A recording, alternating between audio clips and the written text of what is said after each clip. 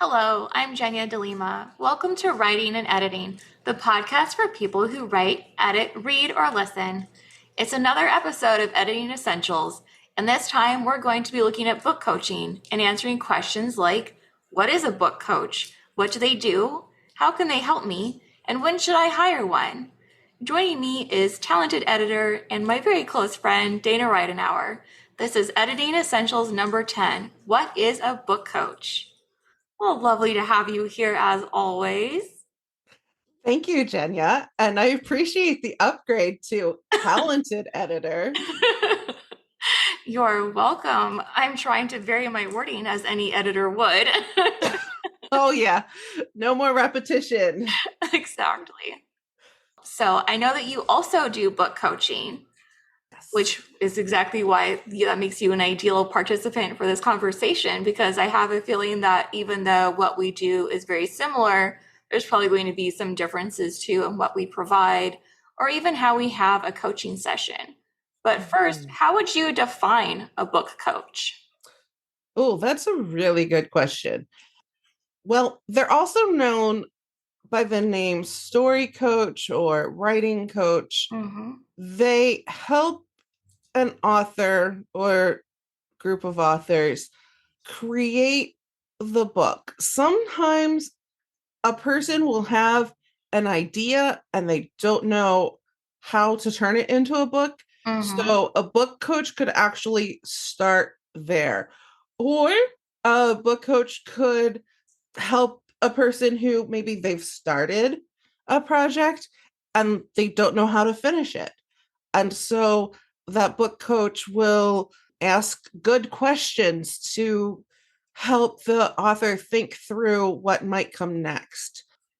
Yeah, I would agree with all of that. And so when I provide coaching services, I sometimes get a story that isn't even in manuscript form yet, something that might be partway there, and then something has brought them to a stop. They've stalled, they don't know how to continue. And then I've also seen complete manuscripts where maybe someone has pointed out to them there's just something here that's not working, and they don't know what. And they realize it might need more of an overhaul than what an editor can provide. So in that way, I think that also helps differentiate between an editor and a book coach, that your manuscript really can be at any stage of completion when you come to a book coach. And that could even include a manuscript that's just ideas floating in your head and you don't know yet how to piece them all together. The fascinating thing, I was going to differentiate between a book coach and a developmental editor, Oh, yeah. as one writes a response and the other one has more of a dialogue. But that's not the case. There are book coaches who communicate solely through a shared Google Doc, or Mhm. they email their clients during the week. So the options are varied. Like, Yeah. if you prefer one style Mhm. of communication and learning, because really book coaching is strongly educational. Yes. If you prefer to read information to learn, then find a person who does their coaching that way. Others, you like the social aspect, the live communication, the chatting, look for someone who offers coaching that direction. Yeah, so I think part of it too is that there can be some crossover with developmental editing and a book coach, because Mhm. sometimes the advice or the suggestions or even the extra resources that we're providing are going to be very similar. But at least when I do it, it's the level of detail that we get into. So, book coaching, for instance, we might have a one on one hour long meeting where screen share is enabled and I'm walking them through a section in order to show them exactly what I'm talking about. And so we can apply some of those concepts and principles we're talking about. Whereas with a developmental edit, it might just be bullet points with areas to work on and then explanations. But it's not going to be that same level of really getting in there and digging into it and showing you exactly what I'm talking about.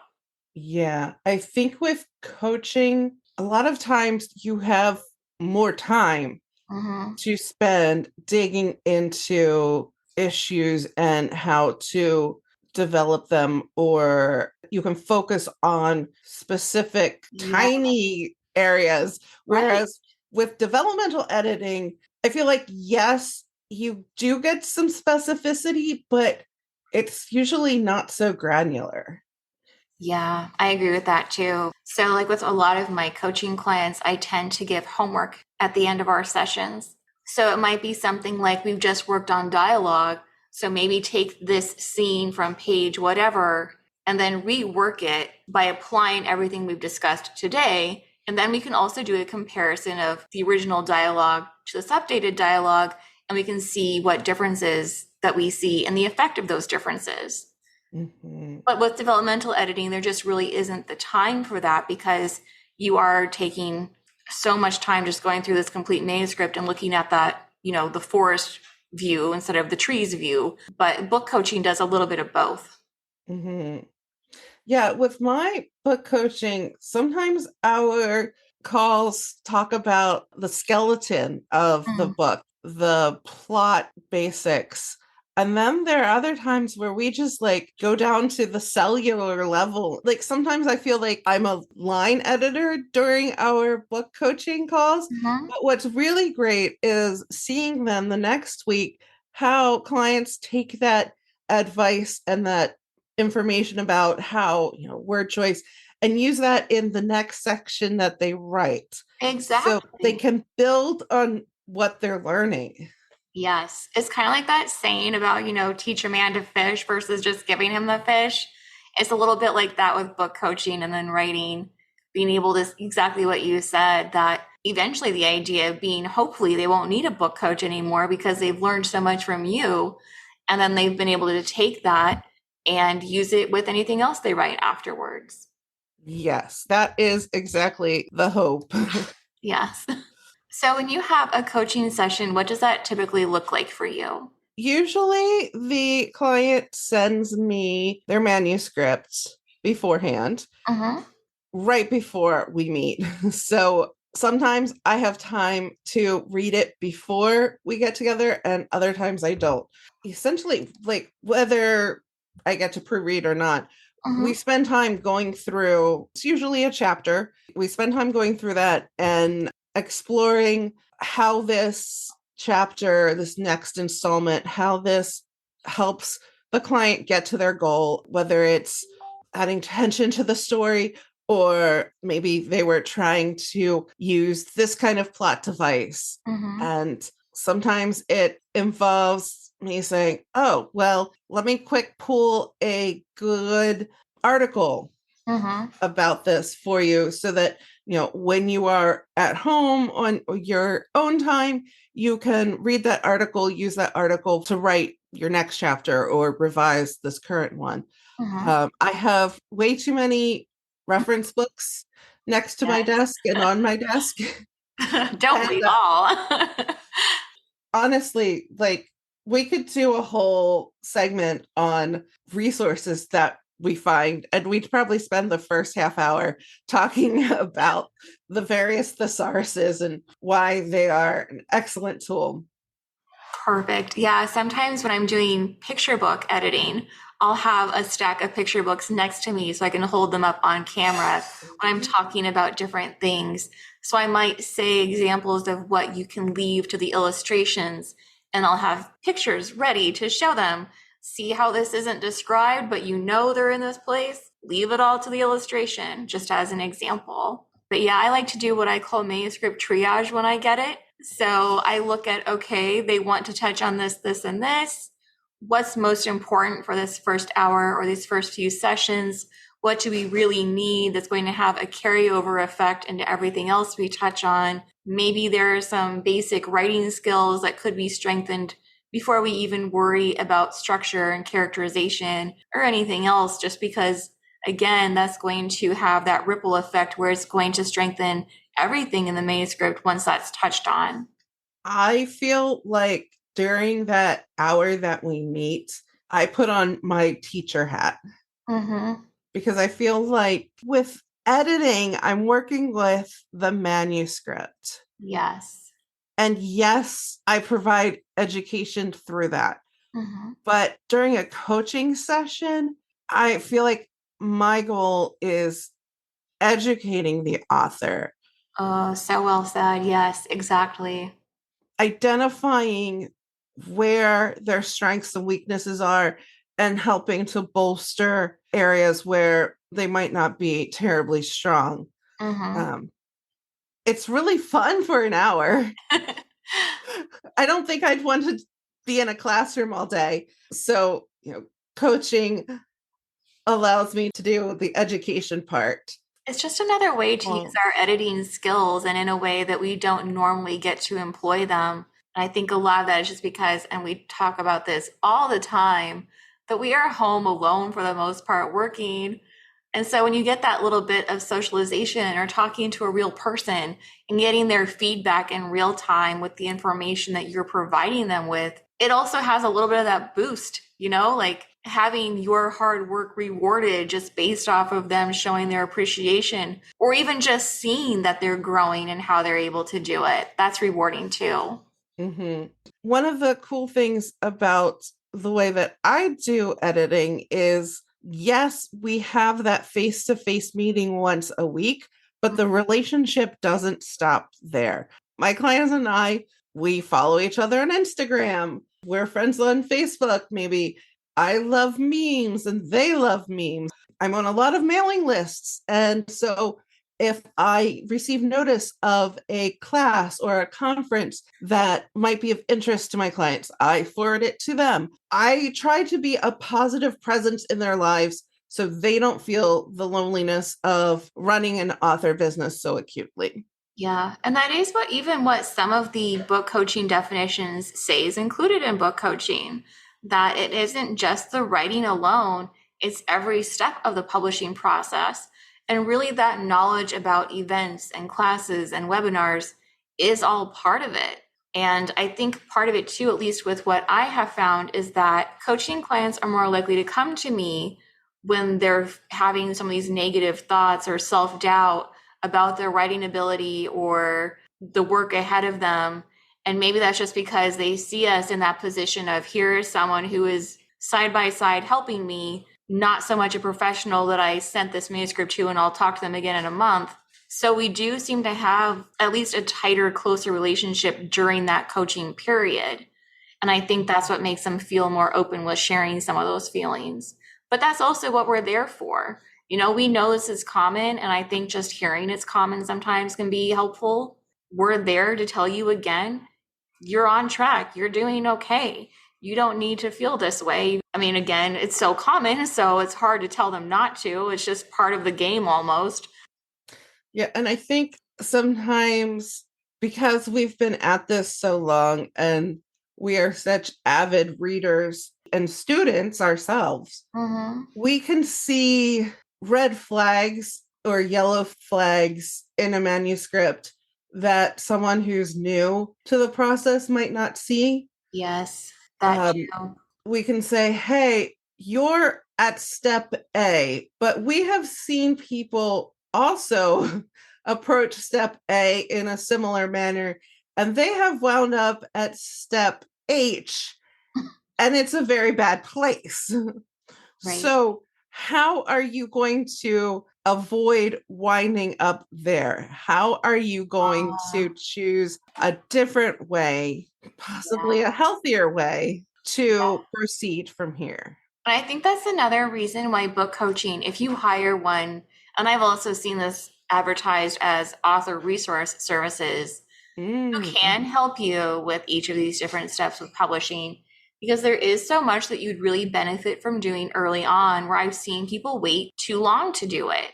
Marketing is a key example. They wait until the book is out to do any marketing, not months beforehand. That's really the biggest one I see, or even lining up ARC readers or anything of the type. Although my coaching doesn't usually go in that direction, I'm primarily working with a manuscript or a pre manuscript. But I do know there are book coaches out there who specialize in that as well, or maybe just that even. mhm. Well, and I think too, like, I mean, you plot your book, you can also plot your publishing process. Mm-hmm. There are quite a few services that provide frameworks to write and release a book within like a year or even less than a year. Mm-hmm. And it can be done. The nice thing about a book coach is that they can tailor that process to you and to what you can do and what your circumstances allow. Right. And even break it down for you too, so you're not overwhelmed with this massive checklist all at once. And that goes into another service that many book coaches provide, which is accountability, because Yes. we will be checking in with you. We will be looking at where you're at so far. Did you maybe get behind this week? How can we help you? So we can bundle those other items into that checklist for you as well and do the same thing with accountability there. How are you doing with finding a cover designer? How are you doing with finding an illustrator? Do you have ideas of what you want your illustrations to look like? Do you have ideas of what you want your cover to look like? Again, because they're going to need all that information when they go to these other providers, but they might not have realized that beforehand. Mm-hmm. And sometimes it's just really good to have someone you can trust to give you a second opinion. Yes, I've done I that mean, quite a few times with book covers. right? Like, how many of us actually have people in our lives who know our industries Mm-hmm. and our genres thoroughly and can give an educated perspective? Yeah. Speaking of, when you're looking for a book coach, make sure that they do specialize in the genre you're writing in, Oh, yeah. because you have to have such a deep ingrained level of knowledge about that genre in order to really help when you're at that early stage. Right. Genre conventions, they aren't Yes. just meetings of people. Right, like knowing the difference between a love story versus happily ever after, how a thriller might typically end versus a mystery. These things matter, but if the person you're looking at for a book coach doesn't specialize in that genre, they might not realize that. And now your reader expectations have all just been blown out of the water. And that is not a good thing. Very true. Well, Jenya, one of the things you said at the beginning was that we were going to talk about choosing a book coach. So you touched on one thing there. What are some other things that you want potential clients to be evaluating when they approach you or when they're even considering approaching you about book coaching? Well, knowing what the deliverables are, which I know we talk about with editors too, but it might be even more important with book coaching. So if you perhaps think that there's going to be ghostwriting involved or some co-authoring, or that they're going to be making these changes directly to the manuscript for you, make sure you know all of that ahead of time and figure out what they're going to be doing and how they're going to be helping you. Also, the way they're going to be helping you. You might be someone who prefers only speaking on the phone. Well, what if they only do it over Zoom? That's something too that you might want to figure out. And then if they do require Zoom, ask why that is. Are you going to be doing the screen share feature? Is there some other reason? How do they benefit from having video over voice only? I also like to let them know what a typical session looks like for me, because again, that's going to line up with what you are or are not looking for, what you are or are not hoping to get out of it. And I would suggest you ask those same questions of anyone that you're considering for a book coach. Those are good things to look at. And we've said with editors too that personality matters, but it probably does matter more when you do have a book coach, because it is a more intimate working relationship. You are going to be working with them directly one on one for a much longer period of time than you would be with an editor, where your communication might be limited to a few emails back and forth. And so again, like if your personalities just are not clicking, even if they're giving you all the information you need, it might not be the same positive experience it could be if your personalities line up. Yeah. I think you should look forward to your meetings with your book coach. Yes. Shouldn't be nervous or anxious or dreading it. Well, hopefully not. You might anyway, just because, again, that does seem to be a common feeling when it comes to writing and sharing our writing. But yeah, there's that extra level of vulnerability, because we talk about that removal when we're behind a screen. And so we do see that a little bit even with email. We're able to even maybe perhaps pull back and think about what we want to write let's say that our emotions are really strong when we first get that email with, all the red lines, and we have to take a moment to compose ourselves before we draft our reply. But when you have that immediate reaction to something and you're working with them in real time, even if it's just a micro expression showing, you can't fully buffer it, Right. which is another reason why personality is going to be so key, because you need to make sure that you're with someone, one, you can trust them with your feelings and your work, but that they're going to respect you in a way that makes you feel like you are valued for however you've acted. And they're not going to put you down for it, ignore it if that's something that you don't want ignored, or so on. Yeah. Like your coach should be building you up, not Mhm. tearing you down. And if you leave a coaching session feeling really discouraged, well, first evaluate, okay, is this manuscript and this concept really as potentially unsuccessful as this coach thinks it might be? Okay, then maybe let's try something else. Right. That's one thing. But if they are making you second guess who you are as a person and the kinds of things that you are interested, the kinds of things you like to read, the kinds of things you like to write, Mhm. if you're feeling like, oh, you're a bad person afterwards, that person is not the coach for you. It is okay to fire your coach and That's look for it. someone else. Well, so before they even get to a coach, our last question that I had was, how do you know when to look for a book coach? Because there is, again, there's going to be some of that overlap sometimes between what you might get out of a book coaching session and what you might get out of a heavy developmental edit. So how do you know then? I've heard of people hiring book coaches to help them work through line and copy edits, Hmm. just to help them understand what changes were made and why. Oh, I could see that being really beneficial.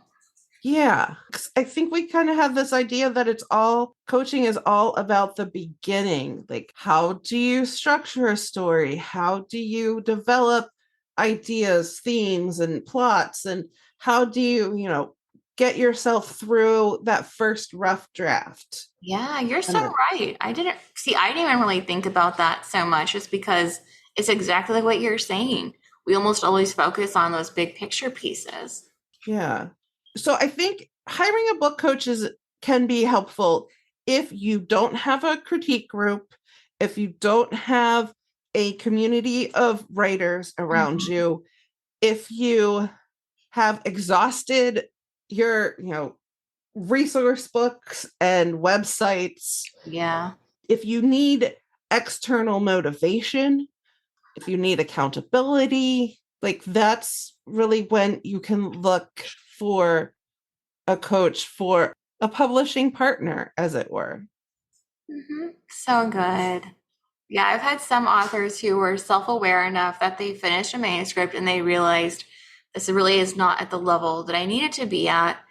Because part of that too is that a developmental edit can only do so much and point out so much that you could change to strengthen your story. And so then if you don't have the added help from a book coach, you might not really be getting that manuscript up to its full potential. Again, just because it's anything like where you skip a step, and you think like, I'll go ahead and throw this in the oven for 10 minutes less than it says, it'll be okay. It might still be okay, but it's not going to be where it could have been. And I think it's really similar to that.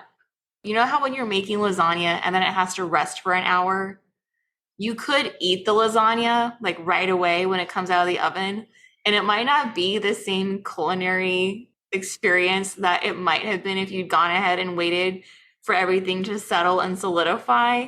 And it's sort of like that when you skip a step in writing or editing. It's still going to be okay, but it could have been amazing. And I think it's the same thing, like if you needed a book coach and then you skipped a book coach and you just went straight into editing. Mm-hmm. But I would say it's harder for people to realize when they need a book coach versus when they don't. And that's partially just because we aren't usually the best judge of our own work. So that's exactly why I completely agree with what you said earlier about if a critique partner or another reader or someone else who's in a writing group brings something up and says, hey, I don't think this is working. then you might get the hint that you might want to look for a book coach. But I think also it can be helpful if, for instance, you have an idea and you just don't know how to get it on paper. Mhm.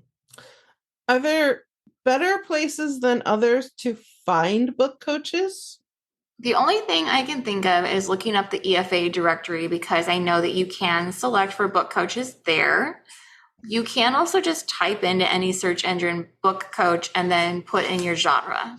But I always still look those people up and make sure the testimonials check out. You can also go to one of the Benny online Facebook writing groups because people there are pretty quick to answer and give recommendations as well. Good deal. Do you have any final thoughts you want to share about book coaching? We've talked a lot about coaching being this long term relationship, but a lot of people in this industry who offer these services will meet with you for an hour, Mm-hmm. like a one off session, Yep. because maybe you don't have a big issue to work through. Maybe everything's fine, but you would really like a professional's opinion or perspective on one thing. Yeah, You can do just one session. that you can. So maybe you can't afford a whole series of book coaching sessions, Mm-hmm. but maybe one or two will be enough to help you make the progress that you've been wanting to make.